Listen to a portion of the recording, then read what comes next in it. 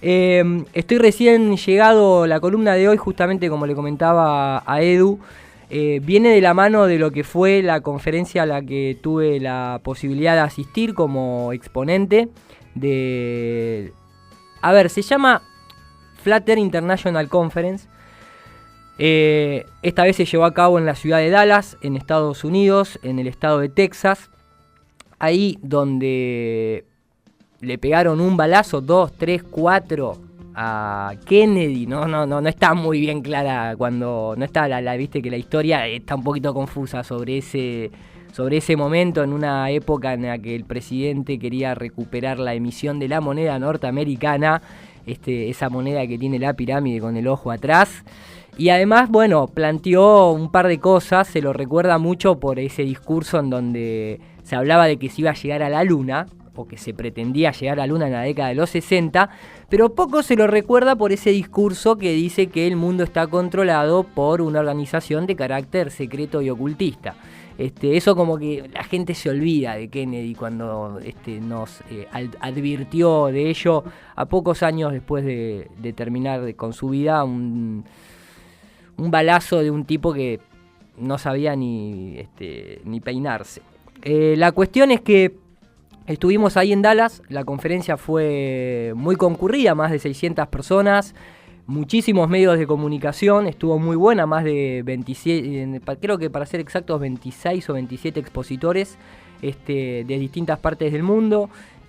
Bueno, como ya están acostumbrados a los que conocen esta conferencia, es bien al estilo, por más que el que lo organiza es Robbie Davidson, un gran amigo ya a la fecha de hoy, que vive en Canadá, que desde hace 5 años se metió a investigar el tema, porque como bien decía, la conferencia lleva el título de Flutter International Conference, pero en realidad es una conferencia para la gente que nos animamos a cuestionar el modelo establecido, no solamente en lo cosmológico, sino también a nivel social, político, económico, cultural, todo esto que uno hoy viene viendo, ¿no? Y que sabe que el mundo no está, como decía La Danza de Kali, el libro de La Danza Final de Kali, no está yendo bien. O sea, uno ve cómo las cosas están cambiando a ritmos aceleradísimos, y que cada vez esos cambios son para recortarnos libertades, para someternos un poquito más todos los días, para coartarnos nuestra libertad tanto económica también como social.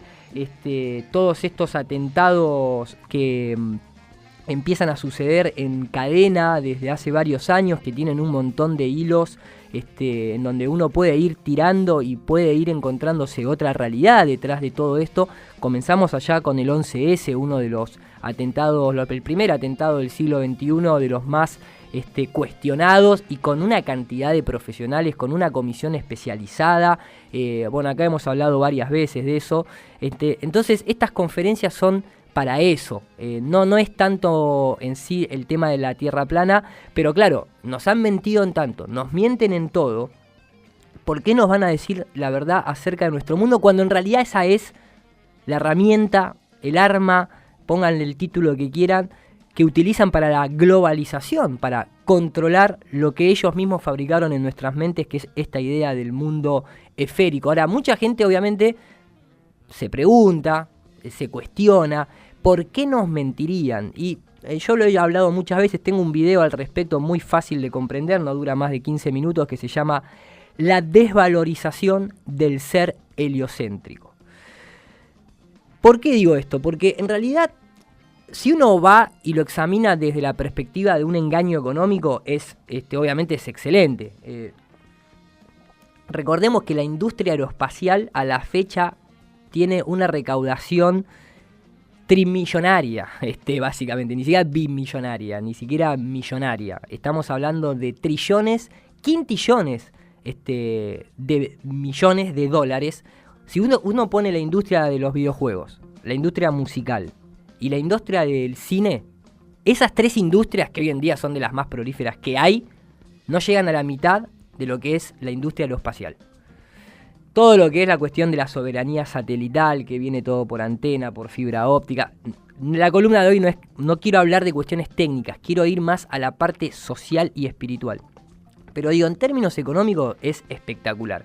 En términos geoestratégicos y políticos, con la excusa del espacio exterior, tenemos a los chinos montando una antena para hacer telecomunicaciones con tal o cual cosa. Se te meten en tu país con la bandera de no venimos con la militarización, venimos a favor del espacio exterior, porque tenemos que estudiar los miles y miles de galaxias y esto y aquello y lo otro.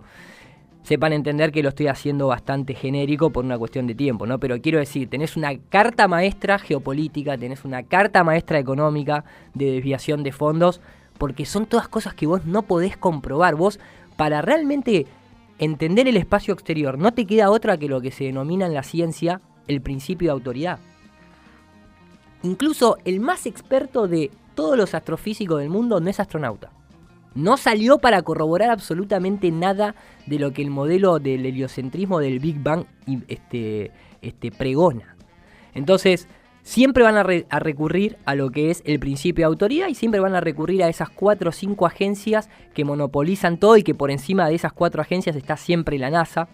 La última palabra siempre es de la NASA.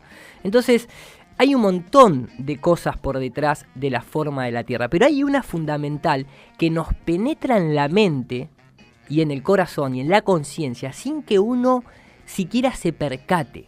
Porque la guerra esta no es en sí contra países o individuos. Es una cuestión, aunque suene extraño y difícil de comprender, es una cuestión espiritual. Es espiritual el engaño.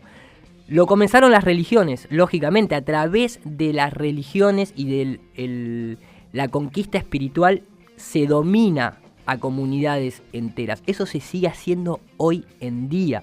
Acá nos hemos cansado de exponer que, incluso hasta, siempre yo digo el mismo ejemplo, pero es para bajarlo a tierra. Hay en países que si no estás bautizado no puedes ni postularte a presidente. En la época de la Edad Media, ¿quién decía que ese rey era elegido de forma divina? No lo podía decir el mismo rey. Tampoco lo podía decir la abuela ni la madre, por más que lo quisieran un montón. Lo tenía que avalar ¿quién? La iglesia. Lo mismo sucede hoy en día. A otra escala y con otras intenciones y enmascarada de otra forma, pero siguen estando ahí. Siempre las guerras son por religiones. No son por petróleo simplemente, o no son por una conquista de territorio. Esas son las menores, que no tienen ni comparación con la escala de la magnitud de lo que son las guerras santas. Y la mayor de las guerras santas es contra tu propia conciencia y espíritu. Entonces, ¿por qué? Porque cuando uno doblega a la conciencia, doblega al espíritu, te hacen sentir totalmente insignificante. La persona que está desvalorizada se la controla mejor, pero eso sucede en todo ámbito psicológico. ¿Por qué cuando hay violencia de género, sea del hombre a la mujer o de la mujer al hombre, la primera violencia ¿dónde comienza? ¿Comienza en un golpe físico? No, comienza en una desvalorización de la otra persona. Incluso hay, por ejemplo, en el budismo se dice que el dolor es inevitable, ¿sí? El dolor es inevitable, pero el sufrimiento es opcional. ¿Por qué? Porque obviamente, si yo voy al plano físico y agarro un bate de béisbol y te pego un batazo en la espalda, ese dolor es inevitable. Pero ¿qué pasa si yo, en lugar de irte a la violencia física, voy a la violencia psicológica y te maltrato verbalmente?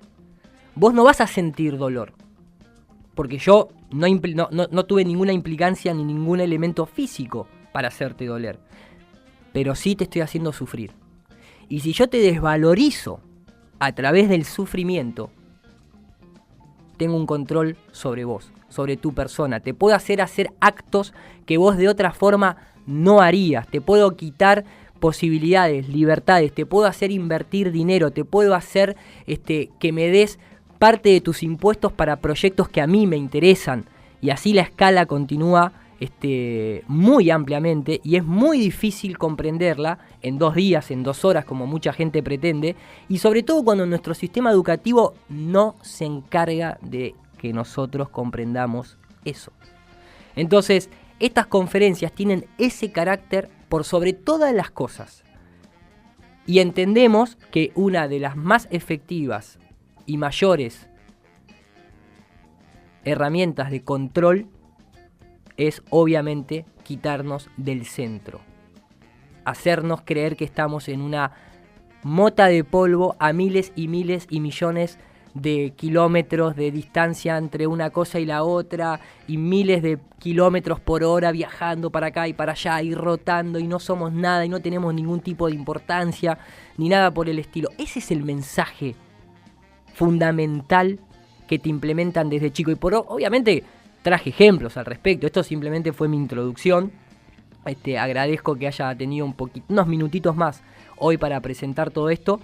Tengo acá en pantalla la única nota que pude traer para leer en español, porque detrás de esta conferencia hubieron bastantes medios de comunicación. Yo he participado incluso en algunas entrevistas de la CBS de allá de Norteamérica. CBS fue la cadena que transmitió el falso alunizaje, ¿no? O sea, la CBS está metida en todo. La CBS fueron los que se denunciaron a través de la operación Mockingbird, cuando tuvieron que ir a testificar ante el Congreso, ante el Palacio de Justicia norteamericana, diciendo que sí, la CIA le pagaba a periodistas para que den noticias falsas, ya en la década de los 70. Y nosotros ahora nos sorprendemos cuando escuchamos el título fake news.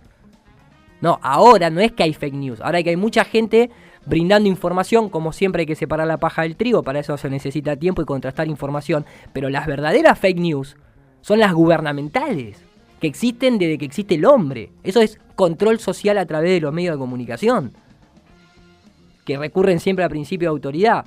Bueno, la CNN en español publicó una nota que se llama "La conspiración de que la Tierra es plana se está extendiendo por todo el mundo. ¿Oculta un fondo más oscuro?". La nota es una mezcla de un 20% real de lo que sucedió en la conferencia, y lo digo como testigo de haber estado ahí, como participante de haber estado ahí y como entrevistado por esta gente. Es un 20% de realidad con un 80% de una fantasía mentirosa y, malintencionada, como la CNN acostumbra hacer, básicamente, ¿no? O sea, no estoy diciendo nada nuevo. No voy a leer la nota en este momento porque me parece más interesante primero abordar este tema y lo que les expliqué anteriormente, fundamentarlo, hacérselos entender a 3 niveles de edad. Para el adulto, cómo funciona el modelo heliocéntrico, el modelo del Big Bang, ¿sí? Que ni siquiera se tendrían que llamar teorías, pero bueno, cómo funcionan esas fantasías en nuestro subconsciente. ¿Cuál es el mensaje de marketing que tiene estos modelos? Tanto para cuando sos adulto, como para cuando estás en una mediana edad, como cuando sos un infante. Que obviamente todo comienza ahí, cuando vos no tenés los anticuerpos necesarios para comprender el chip que te están metiendo. Voy a arrancar con el audio para los adultos. Hace un tiempito atrás, este año, Fantino entrevistó, gracias Varila por el mate, maestro, me hace sentir en casa. En el centro, acá, cerquita. Hace muy poquito tiempo Fantino entrevistó a un físico argentino que trabaja en España en una universidad de Compostela, que se llama José Edelstein. Edelstein significa como algo así como piedra preciosa en alemán. Interesante el término de Edelstein, porque vieron que existen los Goldman, el hombre de oro, el Silverman, el hombre de plata, Freeman, el hombre libre. Ese tipo de apellidos que empoderan simbólicamente, son todo, hay una cuestión intencionada detrás de eso. Pero digo, entrevistó a este físico teórico, no es un físico práctico, en su programa de radio, pero también en su programa de Animales Sueltos. La entrevista para mí es un cúmulo de fantasías, de teorías jamás comprobadas, pero más allá de eso, en un momento de la entrevista se ponen a hablar de la poca importancia que tenemos nosotros para el universo, y el mensaje que queda cuando sos adulto es el siguiente. Bueno, es un placer para mí recibir a quien está aquí con nosotros. Tenía muchas ganas de entrevistar a un físico. Y José Edelstein es físico, vive en Santiago de Compostela, en España, pero es argentino. Y vamos a estar hablando no solamente de Einstein, sino que vamos a estar hablando de física, todo lo que se pueda divulgar y bajar a tierra, algo para todos nosotros tan complicado como la física. ¿Cómo anda, José? Bien, muy bien. Gracias por estar. Gracias a vos. ¿Qué es el universo? Perdón, no que es un universo, perdón. ¿Qué es la Vía Láctea? Me hablabas de la Vía Láctea. Es la galaxia en la que vivimos nuestro barrio cósmico. ¿Es nuestro barrio? Sí. Ni siquiera es nuestra barrio. ciudad. Bueno, ponerle nuestra ciudad por el barrio podría ser el sistema solar, quizás para lo más cercano tenemos nuestra estrella, que es el Sol, y una serie de planetas y asteroides y cometas que estamos todos alrededor del Sol. ¿Y hay muchos sistemas solares en la Vía Láctea? Y aproximadamente entre 100 y 200.000 millones. ¿Qué estadística es decir entre 100 y 200.000 millones? O sea, ¿cuánta guita tenés en el banco vos, Barira?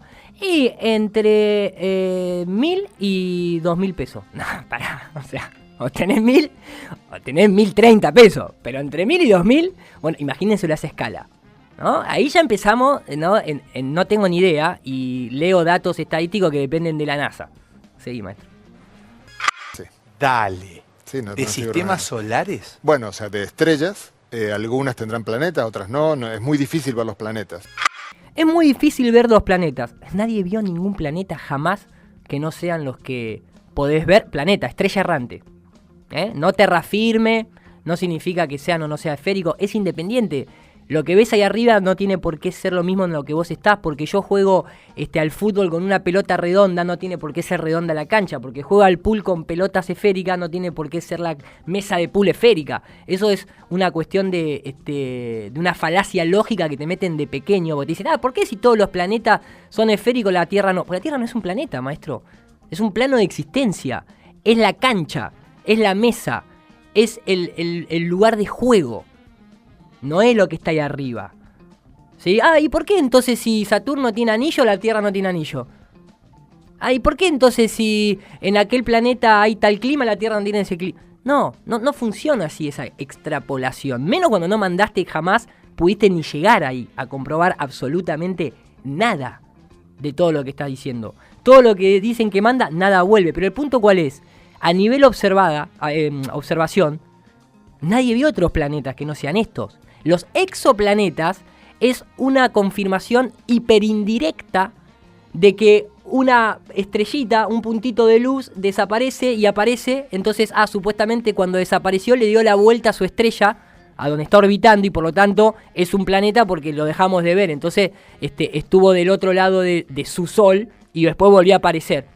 Una estupidez, busquen lo que es realmente bueno, no existe una fotografía de un exoplaneta, obviamente.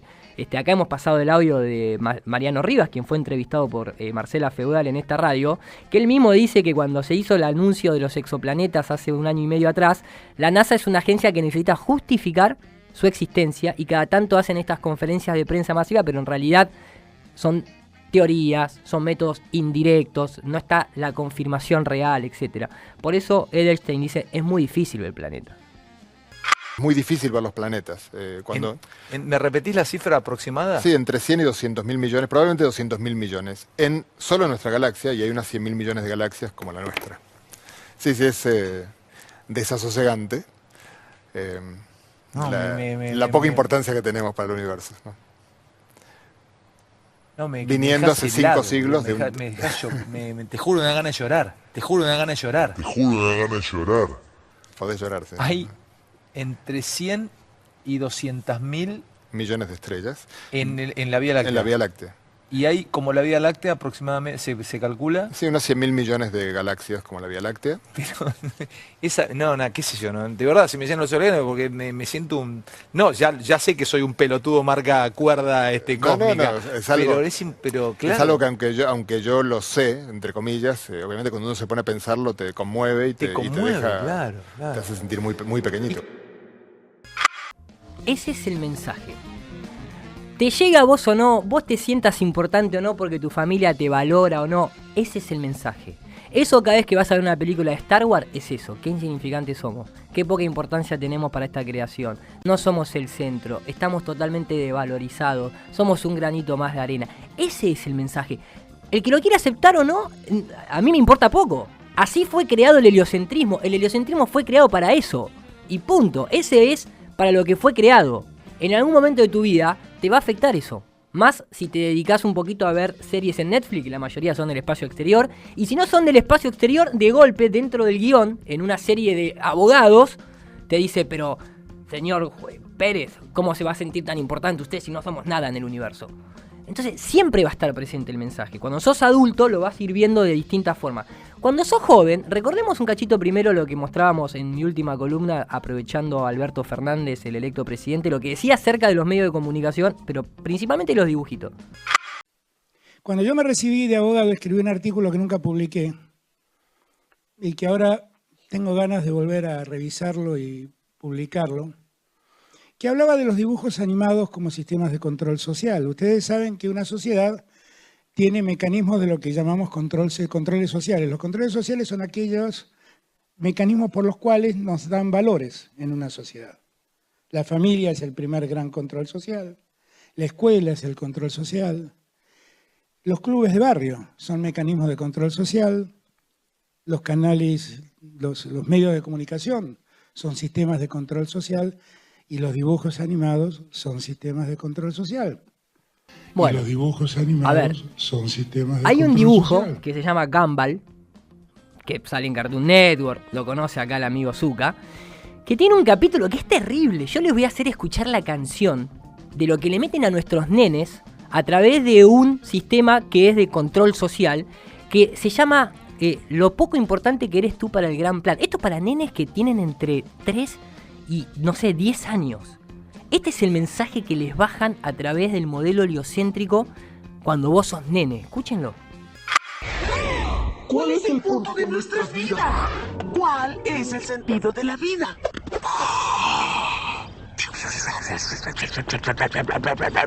¿Quién podría responder una pregunta así? Pues nadie por aquí, mejor hay que preguntar. ¡Respóndeme, universo! ¿Cuál es el sentido de la vida?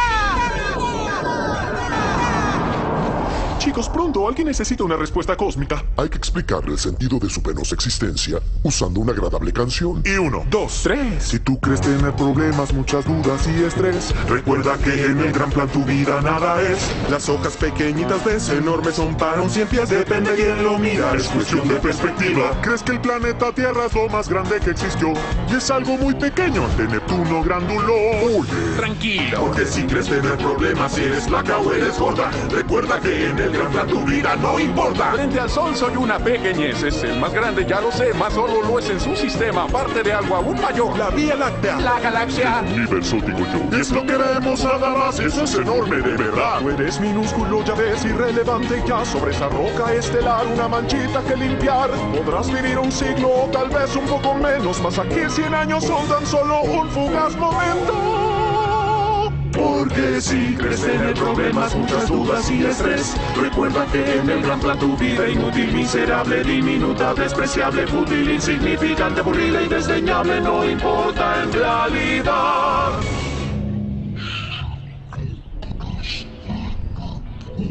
¿Qué fue todo eso? No lo sé, la broma es para ellos. Para cuando terminen su canción, el Sol consumirá su propia masa y explotará. Así que... 4.700 millones de años después. ¿Recuerdan al niño de hace 4.750 millones de años? Sí. Tenía razón.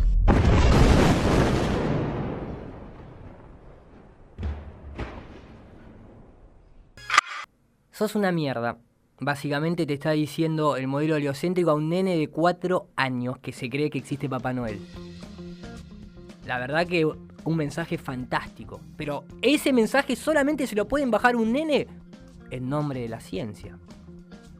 Al adulto en nombre de la ciencia. E incluso para jóvenes de entre 12 a 16, 17 años, hay varios programas de ciencia dentro de Paca Paca. Hay uno que sospechosamente se llama Proyecto G. ¿Ustedes saben lo que aparece entre las cuadras del compás del símbolo masón? La letra G. De gravedad, que es el dios que ellos necesitan para explicar la fantasía del modelo cosmológico actual. Algunos dicen que la G es de Gadú, el gran arquitecto del universo. Son las siglas que encaran esa... son las letras que encaran ese nombre dentro de la masonería. La cuestión es que se llama Proyecto G. Está en Paca Paca y en uno de los capítulos el conductor, que se llama Diego Golombek, biólogo y divulgador científico argentino que estuvo acá dando charlas en la Universidad Nacional de La Plata, especialista en justamente estuvo dando charlas en la conferencia, en la charla de la Ciudad de La Plata el año pasado en contra del terraplanismo. Especialista en cronobiología, se desempeña como profesor titular regular de la Universidad Nacional de Quilmes y como investigador superior del CONICET. En uno de sus capítulos, al final, hablando con dos empleados que representan al común denominador de la población, decía lo siguiente.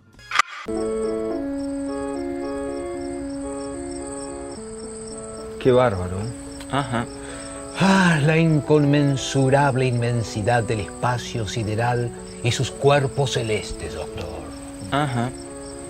Doctor, somos como un alfeñique universal, una especie de nadez nadando en la nada.